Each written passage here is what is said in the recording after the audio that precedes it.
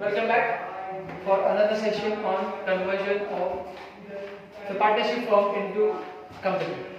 Today we are going to start with question number 4. Question number 4. AB Limited was formed to acquire the business of A and B, who share profit in the ratio of 3:2. दो ही partner है, ratio दे दिया है 3:2. The balance sheet of A and B on 31st December 2014 was as under. तो balance sheet दिया हमें, liability side में capital of A and B. A is loan, मतलब A हमारा पार्टनर है, A हमारा पार्टनर है, पार्टनर का लोन दिया है. अमाउंट थोड़ा सा ऊपर नीचे है. बिल्स पेएबल दिया है, क्रेडिटर्स दिया है. लैंड एंड असेट साइड में land and building, machinery, stock, debtors, bill receivable, investment, cash and bank and goodwill. So all assets are given. Balance sheet tally होगी. It was agreed by the company to take over the assets at book value. बोलता है company will take over the assets at book value. With the exception, मतलब सारे assets को take over करेंगे book value में, with the exception of, exception का मतलब है land and building को book value पे नहीं करेंगे.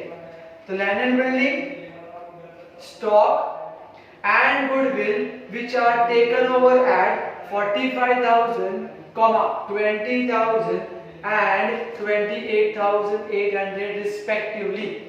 तो assets टेक ओवर करेंगे, जिनका अग्रीड वैल्यू दिया है वो अग्रीड वैल्यू पे होगा, जिसका अग्रीड वैल्यू नहीं दिया है वो बुक वैल्यू पे होगा. ध्यान से सुनना. The investment was retained by the firm. Firm बोलता है हम अपने पास रखेंगे, न्यू कंपनी को नहीं देंगे. तो ये असेट है जो न्यू कंपनी टेक ओवर नहीं करने वाला. कुछ दिमाग में आया कि अगर assets new company take over नहीं करेगा तो रूल है CR/PR. बेच दिया तो CR, पार्टनर ले जाएगा तो PR. तो क्या हुआ है आगे रीड करते हैं.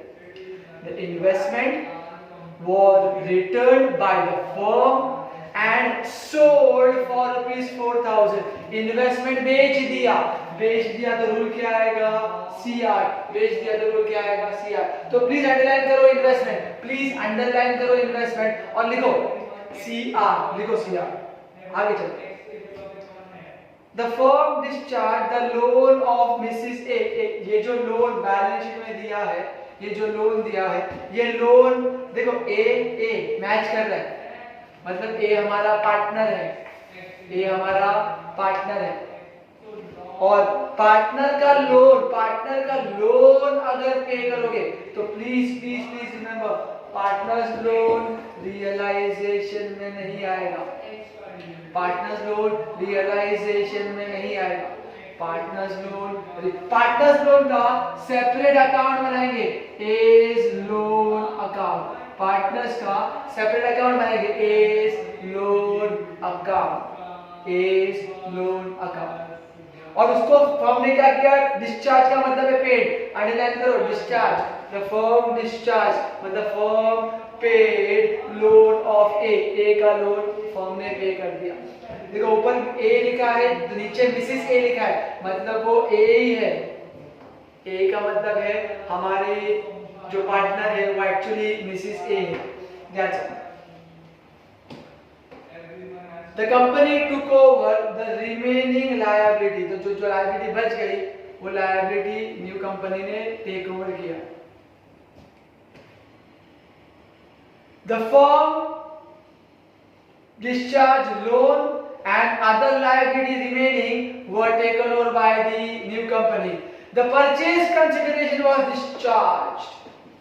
The PC was discharged.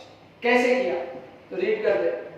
The company, so the purchase consideration was discharged by issuing 10,000 equity shares of ₹10 each in AB Limited. तो यहाँ पे 10,000 equity shares, 10,000 equity shares of 10 each were given by AB Limited, तो यहाँ पे amount will be 1 lakh, तो 1 लाख रुपए के सिर्फ शेयर्स दिए, and the balance was paid in cash, balance was paid in cash, balance कितना, तो item is missing,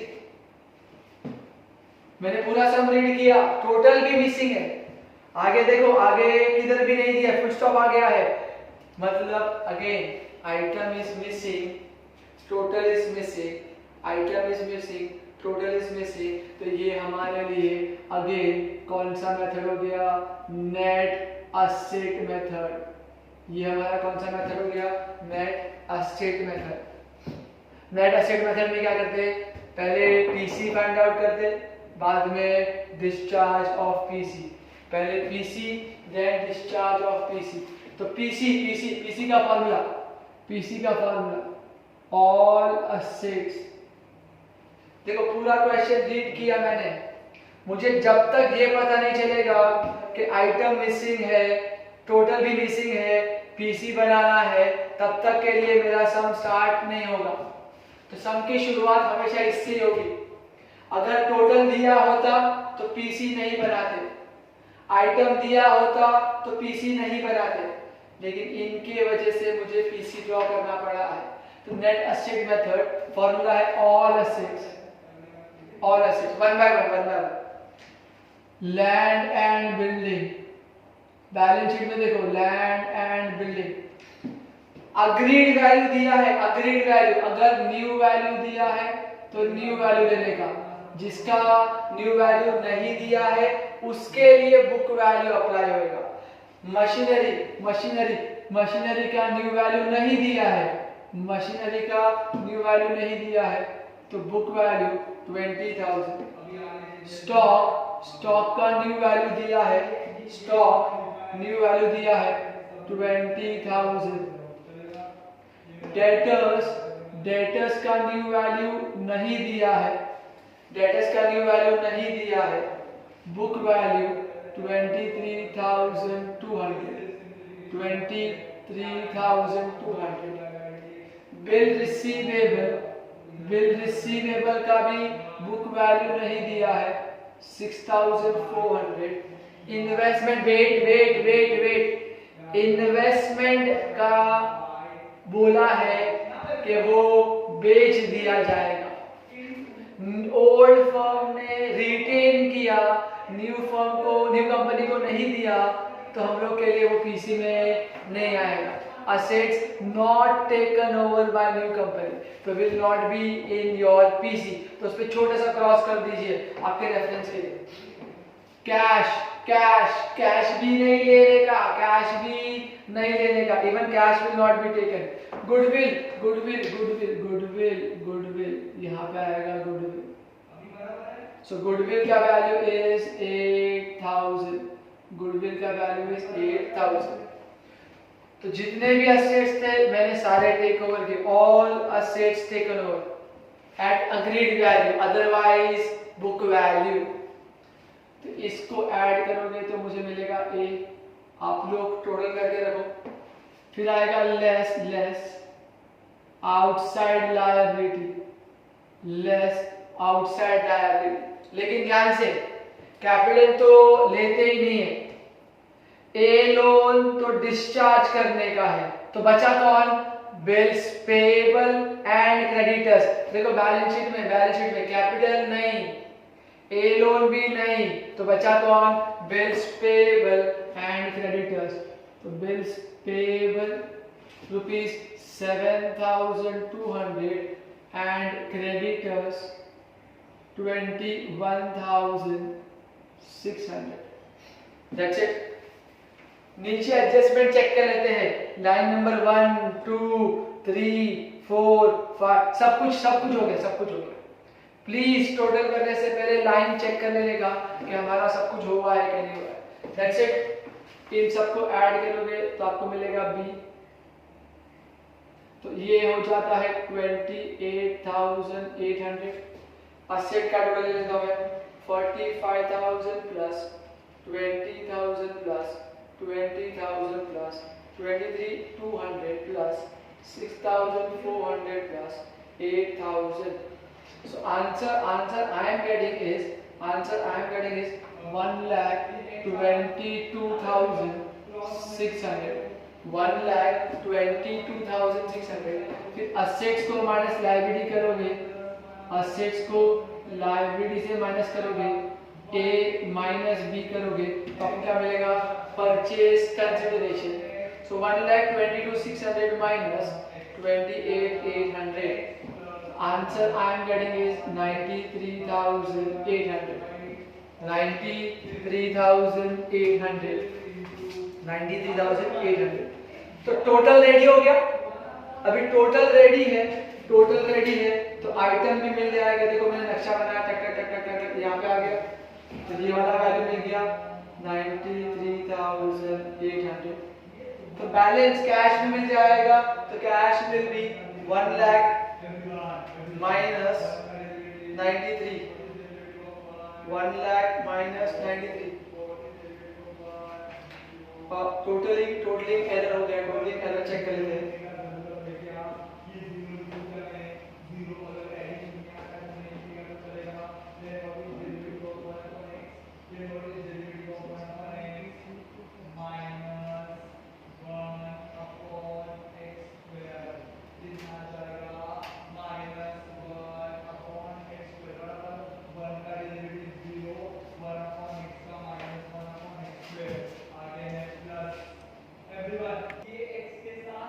sorry total मैंने क्या गुडविल का अमाउंट रॉन्ग लिखा है. It's 28,000. As per the question goodwill का अमाउंट इज 28,800.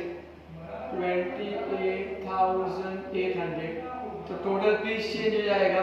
क्विकली तो 45,000 plus 20 plus 20 plus 23,200 plus 6,400 plus 28,800. So total is 143,400. 1,43,400 minus 28,800. तो आंसर आया 1,14,600. 1,14,600. तो मुझे 1,14,600 रिकॉर्ड करना है. चलो ध्यान से. तो कैश मुझे मिल गया 14,600. छोटा सा एरर किया था. गुडविल का अमाउंट रॉन्ग लिखा था मैंने. इट्स 28,800. Agreed value. देखो यही गलती होती है हमारे से. अगर हम लोग अग्रीड वैल्यू की जगह बुक वैल्यू लिख देते तो टोटल रॉन्ग हो जाता है. तो प्लीज ध्यान से आगे कंटिन्यू करते हैं. फाइनली पीसी रेडी है, डिस्चार्ज भी रेडी है. इनफैक्ट पूरा क्वेश्चन भी रीड कर लिया. आगे पढ़ते क्या लिखा है. Prepare ledger account of the firm. तो बना नहीं है फर्म का अकाउंट. Very important. अंडरलाइन करो प्लीज. अंडरलाइन एंड स्टार करो. स्टार क्या लिखा है. Assuming the shares are distributed amongst partner in their profit sharing ratio. जो भी पार्टनर को शेयर्स मिलने वाला है वो कौन से रेशियो में जाएगा? CBR. कौन से रेशियो में जाएगा? CBR. लेकिन क्वेश्चन में लिखा है CBR नहीं, it will go in profit sharing ratio. तो अगर क्वेश्चन में बोला है तो PSR, अगर नहीं बोला होता तो हमारा वाला रूल जो हमने फॉलो किया है कैश बैलेंस रेशियो CBR. तो हमारा कैश बैलेंस रेशियो. तो ये अच्छा सम है. एटलीस्ट वर्किंग का टाइम बच गया हमारा. चलो लेट्स स्टार्ट. तो heading they they. In the books of A and B. In the books of A and B. New company का नाम दिया है AB लिमिटेड. न्यू कंपनी का नाम है इक्विटी शेयर्स इन AB लिमिटेड अकाउंट. चलो स्टार्ट करते हैं. Step number 1 empty the balance sheet. तो जो भी बैलेंस शीट में दिया है उसको हम लोग क्या करेंगे? ट्रांसफर करेंगे. शुरू करते हैं असेट साइड से. असेट का सारा बैलेंस क्या जाएगा रियलाइजेशन के डेबिट साइड में। एक एक करके to sundry assets under that land and building ₹4040। यहाँ पे न्यू वैल्यू होता है, यहाँ पे हमेशा बुक वैल्यू होता है। Machinery 20,000, machinery 20,000, stock 24,000, debtors 23,200, bill receivable 6,400, investment whether taken over or not taken over। पहला स्टेप से एम्प्टी दी बैलेंस शीट, सारे असेट्स वेदर टेक ओवर किए या नहीं किए सबके सब का जाएंगे रियलाइजेशन के डेबिट साइड में। तो इन्वेस्टमेंट भी रिकॉर्ड करेंगे 4,800। कैश हमेशा याद रखना, कैश जाएगा कैश अकाउंट के डेबिट साइड में, कैश जाएगा कैश अकाउंट के डेबिट साइड में। To balance brought down 9,600। Goodwill book value, देखो मैंने गड़बड़ किया था, यहाँ पे अग्रीड वैल्यू, यहाँ पे book value 8,000। Finally asset side खत्म, लायबिलिटी में आ जाते हैं। पहला दिया है कैपिटल ए एंड बी, तो कैपिटल जाएगा कैपिटल अकाउंट के क्रेडिट साइड में। To by balance brought down 64,000 and 40,000। A का लोन दिया है, देखो ए का लोन दिया है, ए हमारा पार्टनर है। प्लीज रिमेंबर पार्टनर के लोन को अलग से अकाउंट बना के पे करते हैं, पार्टनर्स लोन को सेपरेट अकाउंट बना के पे करते हैं। तो फिलहाल पार्टनर के लोन अकाउंट में जाएगा और लिखेंगे बाय बैलेंस ब्रॉट डाउन ₹3,200। फिर दिया बिल्स पेएबल एंड क्रेडिटर्स, तो लायबिलिटी जाएगा लायबिलिटी के क्रेडिट साइड में under the heading by sundry liability. Bills payable 7,200, creditors 21,600। चलो फाइनली हमने स्टेप नंबर 1 खत्म किया, empty the balance sheet. Step number 2 pass entry for PC. PC की entry क्या है? New company account debit to realisation. तो new company के debit side में टू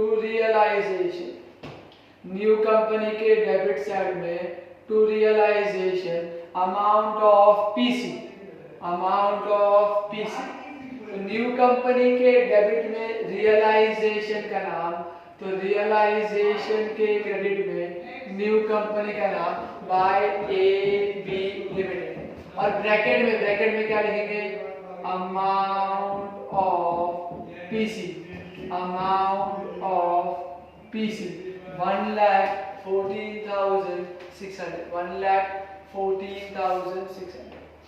दैट्स इट, हमारा ये वाला पार्ट स्टेप 2 भी हो गया।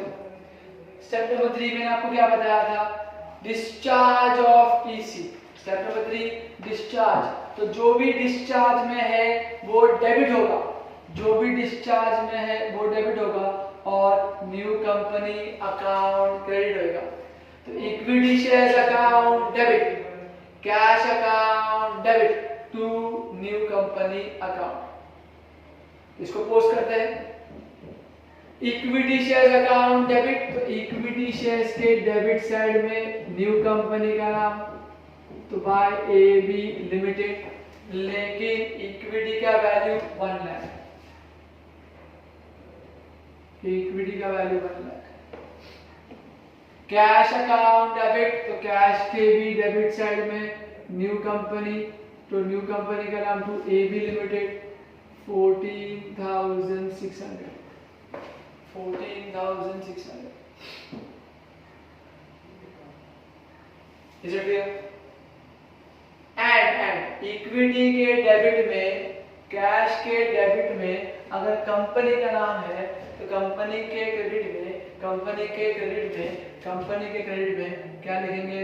By equity shares in new company, by equity shares in new company 1 lakh and by cash. Equity के डेबिट में कंपनी का नाम, तो कंपनी के क्रेडिट में इक्विटी का नाम, कैश के डेबिट में कंपनी का नाम, तो कंपनी के क्रेडिट में कैश का नाम। आगे जाने से पहले वेट, आगे जाने से पहले हमें पता है कि न्यू कंपनी ऑटोमेटिकली क्या हो जाता है? Tally. New company will automatically tally. तो मेरा एक अकाउंट ऑलरेडी खत्म हो चुका है। आगे चलते हैं। Step number 1 empty the balance sheet. Step number 2 pass entry for PC. Step number 3 discharge of PC. Step number 4 assets not taken over, CRPR। देखो क्वेश्चन आपके सामने है। हमने पूरा क्वेश्चन रीड किया था, क्या हमने कहीं पे CR या PR मार्क किया है? आंसर इज यस, हमने CR मार्क किया है। PR नहीं मार्क किया है, CR मार्क किया। किसके लिए? इन्वेस्टमेंट के लिए। किसके लिए? इन्वेस्ट। मैं रीड कर रहा हूं। The investment was retained by the firm, मतलब फर्म ने अपने पास रखा, and sold, हमने बेच दिया, ओल्ड फर्म ने बेचा। तो CR का फुल फॉर्म क्या है? Cash account debit to realisation. तो कैश अकाउंट डेबिट, बेचोगे तो पैसा आएगा, तो कैश के डेबिट साइड में टू रियलाइजेशन, कैश के डेबिट साइड में टू रियलाइजेशन 4,000। तो रियलाइजेशन के क्रेडिट साइड में by cash 4,000। Again for our reference में ब्रैकेट में लिख रहा हूं इन्वेस्टमेंट सोल्ड, ब्रैकेट में मैंने लिख दिया इन्वेस्टमेंट सोल्ड। तो CR मेरे लिए बहुत हेल्पफुल था, मैंने एंट्री पास किया। आगे चलते हैं। और कोई CR नहीं है, और कोई PR वो भी नहीं है। स्टेप नंबर 5 क्या है? Liability not taken over, RCRP। ध्यान से सुनना। एक लायबिलिटी है, ए का लोन, उसको न्यू कंपनी ने टेक ओवर नहीं किया, तो क्या उस पे RCRP अप्लाई होएगा? Answer is no. क्यों? क्योंकि हमने पार्टनर के लोन का सेपरेट अकाउंट बनाया है, पार्टनर के लोन का सेपरेट अकाउंट बनाया है। तो रिमेंबर वन थिंग, जब भी पार्टनर के लोन का आप सेपरेट अकाउंट बनाते हो और उसको पे करने बोला, डिस्चार्ज करने बोला, तो उस पे RCRP नहीं अप्लाई होगा। तो सर एंट्री कैसे पास करेंगे? एकदम सिंपल है। तुझे किधर दिख रहा है वैल्यू? क्रेडिट साइड में। अब इसको क्लोज करने का है तो डेबिट साइड में लिखने का 2। बैलेंस किधर दिख रहा है? क्रेडिट साइड में। बाद में किधर लिखने का? ऑपोजिट साइड में। क्रेडिट में है तो ऑपोजिट में 2। पे कर रहा है ना, पे कर रहा है ना, पे करेगा तो क्या लिखने का? 2 कैश। पे कर रहा है तो क्या लिखने का? 2 कैश। पे कर रहा है तो क्या लिखने का? 2 कैश। और कैश बोला, कैश कितना पे करेगा? तो पूरा के पूरा 3,200। तो मेरे को डिस्चार्ज करने बोला, मुझे ए का लोन डिस्चार्ज करने बोला, तो मैंने पूरा के पूरा पे कर दिया।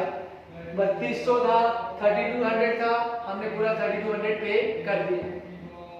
सो ए का लोन कैसे किया? पहले तो क्रेडिट में लिखा by balance because it's a liability, और सेटल करने का है, डिस्चार्ज करने का है, पे करने का है, तो ऑपोजिट साइड देगा टू। कैसे पे किया? कैश देके तो टू कैश।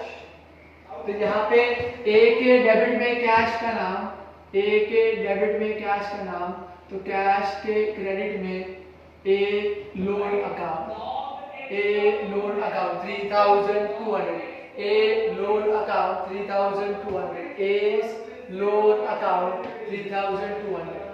आई होप तुमको समझा। Posting, this part is clear. Partners loan record separately, prepare separate ledger account and from there you are going to pay करोगे तो to cash और कैश के क्रेडिट में ए। That's it, सब खत्म। MT हो गया, पीसी हो गया, डिस्चार्ज हो गया, सीआरपीआर हो गया। आरसीआरपी नहीं था लेकिन एक नया आइटम था, new way of recording the things, वो भी कर दिया। फाइनली क्या करेंगे? क्लोज। फाइनली क्या करेंगे? क्लोज। तो फिर से एक बार क्वेश्चन देख लेते। Line number 1, line number 2, line number 3, line number 4, line number 5, line सब कुछ हो गया। अब क्या करेंगे? क्लोज। तो पहले क्या क्लोज करेंगे? रियलाइजेशन। क्लोजिंग के लिए हमारा साथी कैलकुलेटर। चलो क्लोज करते हैं ध्यान से।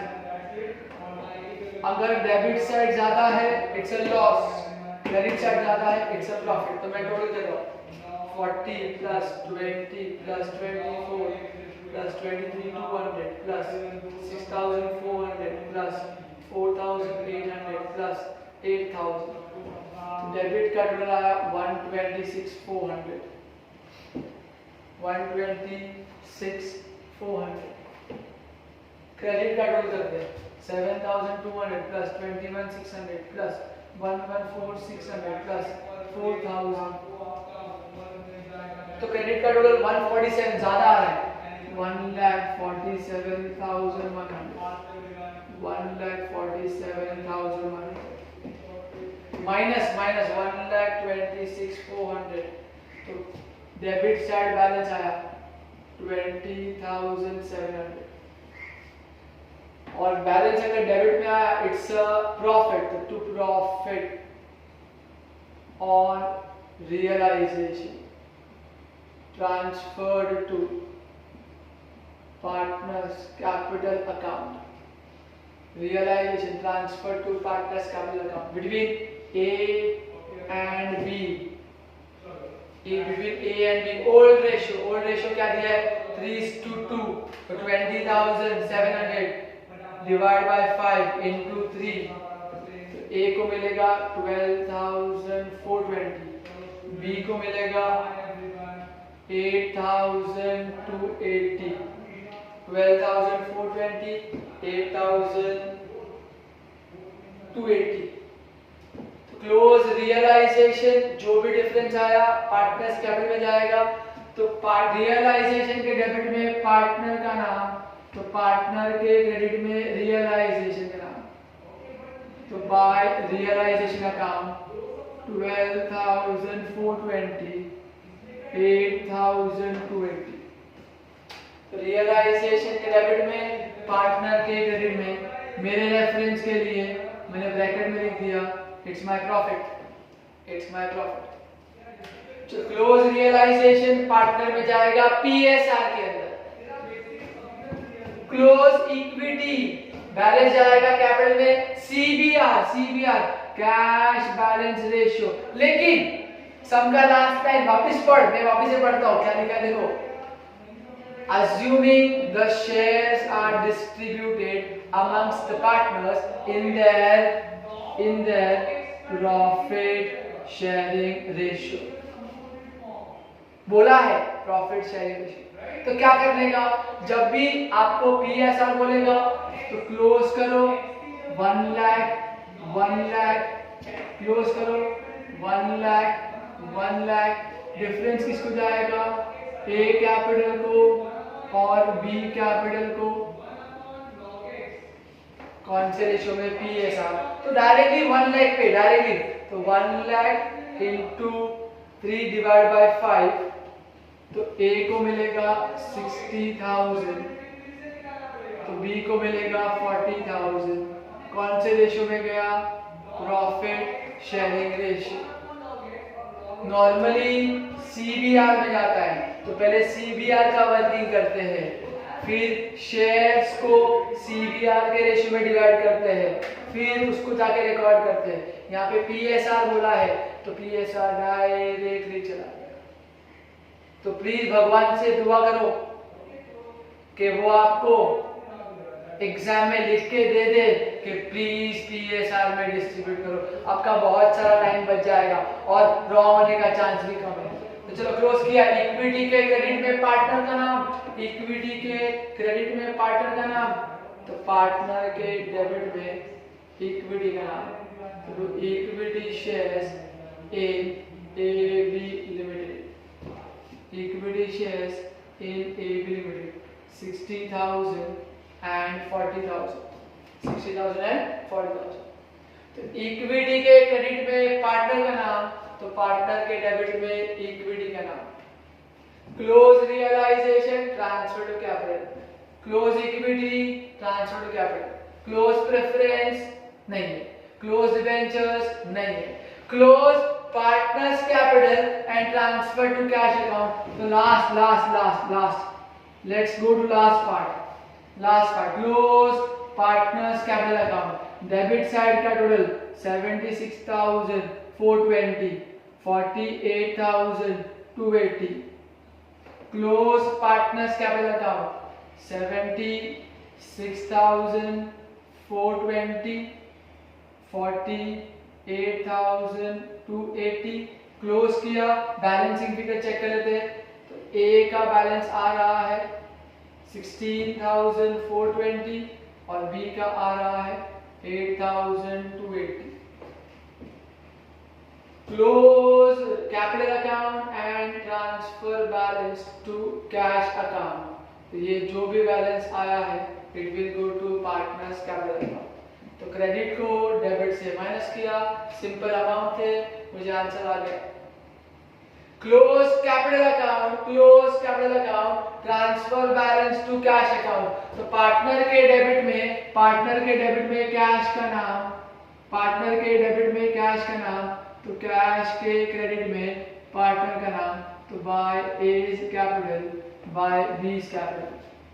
ए के डेबिट साइड में 16,420, बी के डेबिट साइड में 8,280, तो डेबिट का बैलेंस गया क्रेडिट में, डेबिट का बैलेंस गया क्रेडिट। अभी क्लोज कैश अकाउंट, तो let us close cash account and check. तो 9,600 प्लस 14,600 प्लस 4,000, 9,600 प्लस 14,600 प्लस 4,000, तो answer I am getting is 28,200। Credit का total 3,200 plus 16,420 plus 8,280।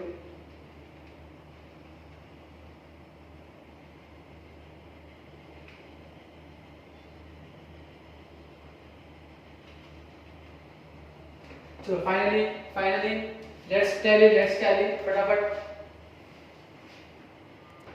So total mistake है, it's for 1,47,400, 1,47,400, 1,47,400, तो minus करके answer is 21,000, answer is 21,000। तो 21,000 को 3:2 में डिवाइड किया, तो आंसर आ रहा है 12,600 and 8,400, 12,600 and 8,400। तो रियलाइजेशन के डेबिट में देखो मैंने ऑलरेडी लिख दिया, इधर सिर्फ अमाउंट ही चेंज कर रहा हूं और कुछ चेंज नहीं कर रहा हूं। तो 12,600 and 8,400, तो total will be 76,600 and 48,400, 76,600 and 48,400 minus करके 16,600, 8,400। तो सिर्फ प्रॉफिट का अमाउंट चेंज हुआ, यहाँ पे रियलाइजेशन चेंज हुआ और बैलेंस चेंज हुआ। Equity as it is distribute हुआ in PSR not in CBR।